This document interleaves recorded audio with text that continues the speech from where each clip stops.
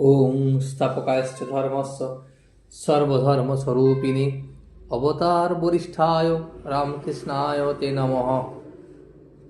ঠাকুর, মা ও স্বামীজির চরণে শতকোটি প্রণাম।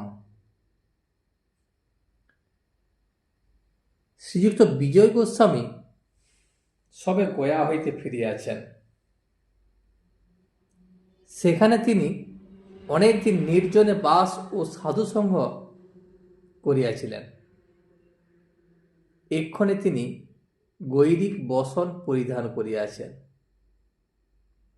অবস্থা ভারী সুন্দর, যেন সর্বদা অন্তর্মুখ। তিনি পরমহংসদেবের নিকট হেঁট মুখ হইয়া রহিয়াছেন, যেন মগ্ন হইয়া কি ভাবিতেছেন।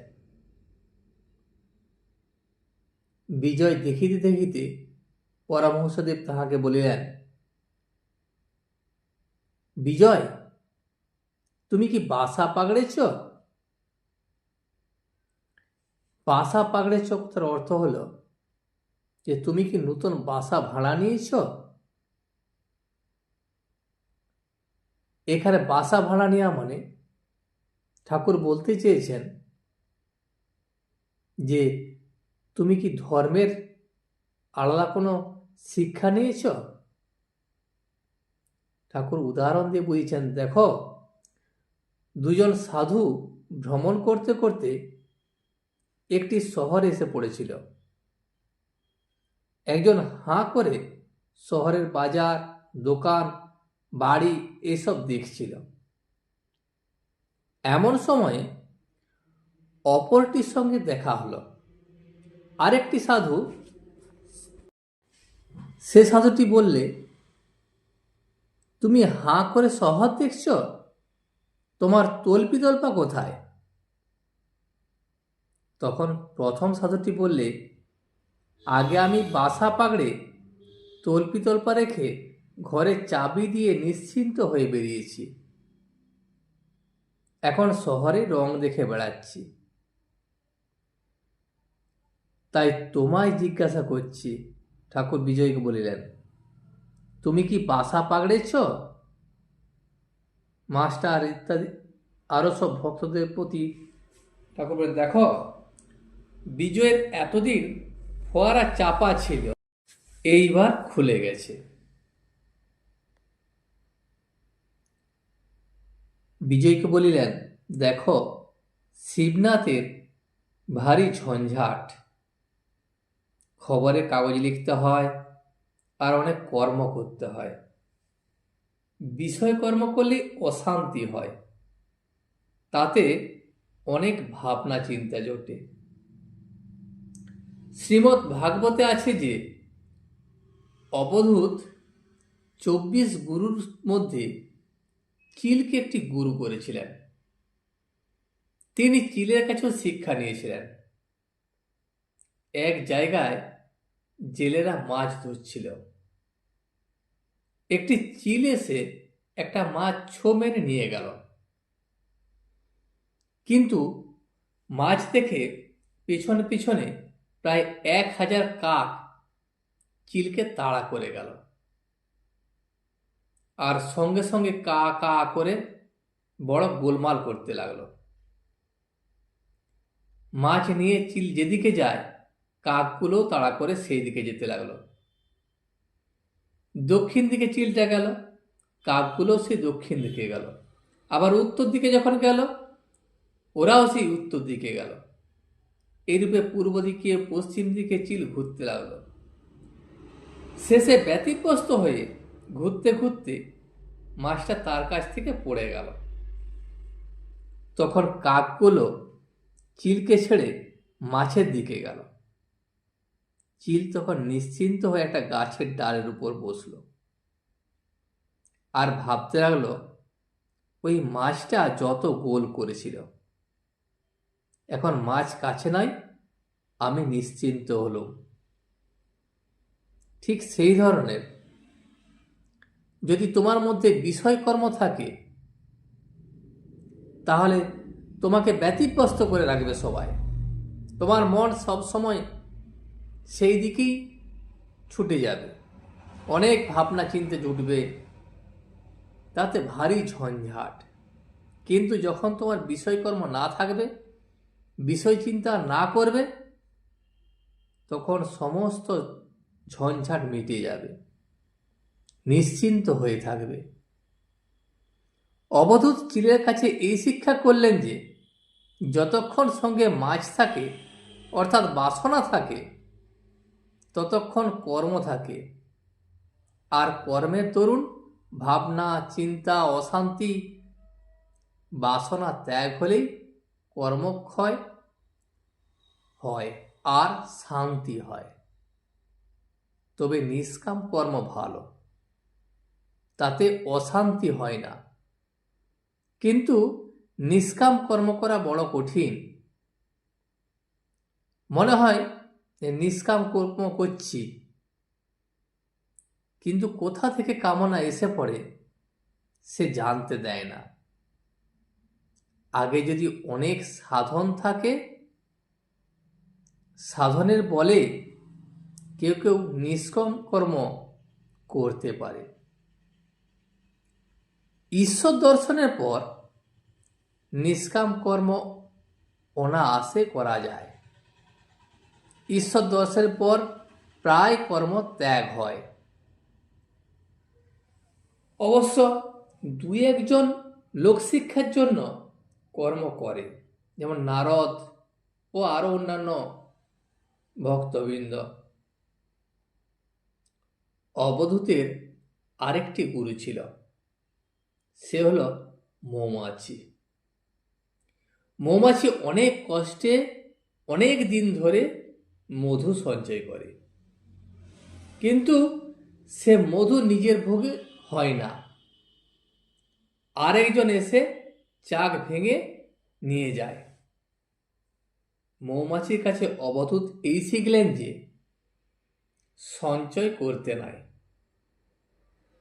সাধুরা ঈশ্বরের উপর 16 আনা নির্ভর করবেই, তাদের সঞ্চয় করতে নাই। তবে এটি সংসারের পক্ষে নয়। সংসারের পক্ষে সংসার প্রতিপালন করতে হয়, তাই সংসারী লোকেদের সঞ্চয়ের দরকার হয়। পঞ্ছি আউদ দরবেশ সঞ্চয় করে না, অর্থাৎ পাখি আর সাধু এরা কখনো সঞ্চয় করে না। কিন্তু পাখি ছানা হলে সঞ্চয় করে, ছানার জন্যে মুখে করে খাবার আনে। দেখো বিজয়, সাধুর সঙ্গে যদি পুটলি পাল্লা থাকে, 15টা গাঁটওয়ালা যদি কাপড় মুচকি থাকে, তাহলে সেই রকম সাধুকে কখনো বিশ্বাস করো না। কারণ আমি একবার দেখেছিলাম বটতলায় ওই রকম সাধু 2-3 জন বসে আছে, তারা সবাই সাধু। কেউ ডাল বাচ্ছে, কেউ কেউ কাপড় সেলাই করছে, আর বড় মানুষের বাড়ির ভান্ডারের গল্প করছে। বলছে, আরে ও बाबू ने लाखों रुपया खर्च किया, साधु लोग को बहुत खिलाया, पूरी, जिलेबी, पेड़ा, बर्फी, मालपुआ, बहुत चीज तैरी किया था। বিজয় তখন ঠাকুরকে বলিলেন, আজ্ঞা হ্যাঁ, গয়ায় ওইরকম সাধু আমি দেখেছি, গয়ায় লোটাওয়ালা সাধু। ঠাকুর বিজয়কে আবার বলিলেন, ঈশ্বরের প্রতি প্রেম আসলে কর্মত্যাগ আপনি হয়ে যায়।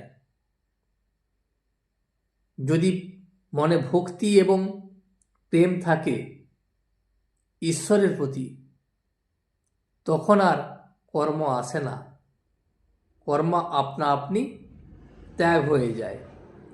যাদের ঈশ্বর কর্ম করাচ্ছেন তারা করুক, তোমার এখন আর করার দরকার নেই। তোমার এখন সময় হয়েছে। সব ছেড়ে তুমি বলো, মন তুই দেখ আর আমি দেখি, আর যেন কেউ না দেখে।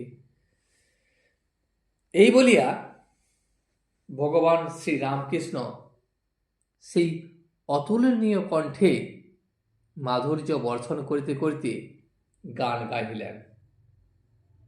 যতনে হৃদয়ে রেখো আদরিণী শ্যামামাকে, মন তুই দেখ আর আমি দেখি, আর যেন কেউ নাহি দেখে। কামাদিরে দিয়ে ফাঁকি, আই মন বিরলে দেখি, রসনারে সঙ্গে রাখি, সে যেন মা বলে ডাকে। মাঝে মাঝে সে যেন মা বলে ডাকে।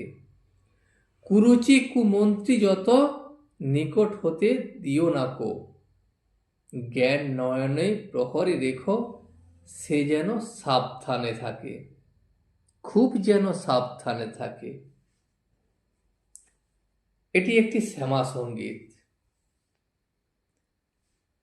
যেখানে ভক্তকে আধ্যাত্মিক অনুভূতির প্রতি মনোনিবেশ করার এবং বাহ্যিক জগৎ থেকে দূরে থাকার কথা বলা হয়েছে।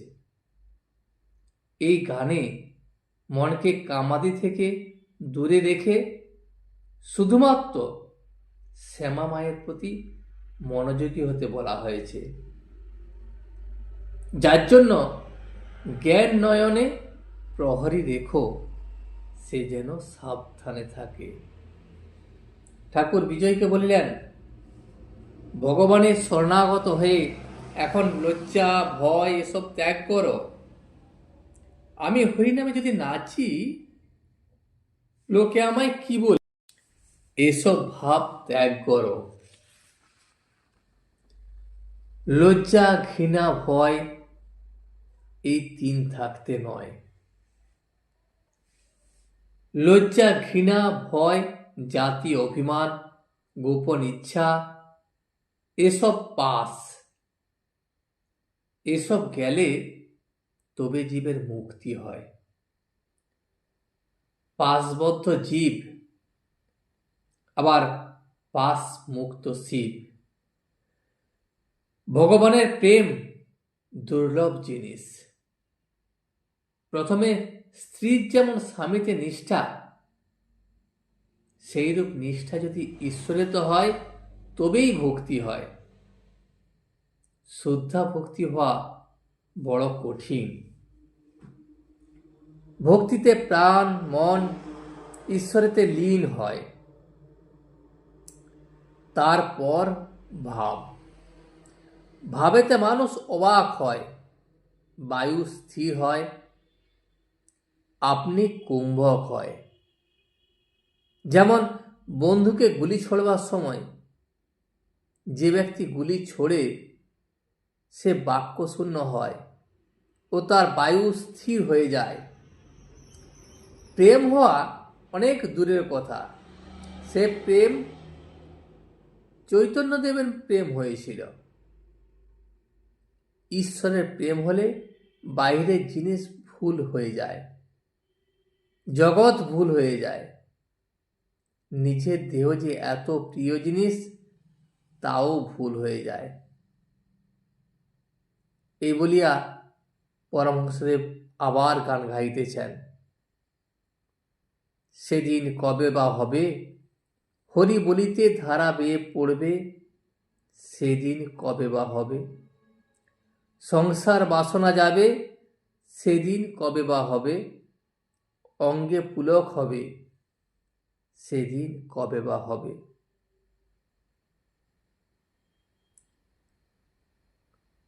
আজ এই পর্যন্তই। ভিডিওটি শেষ পর্যন্ত দেখার জন্য আপনাকে অসংখ্য ধন্যবাদ।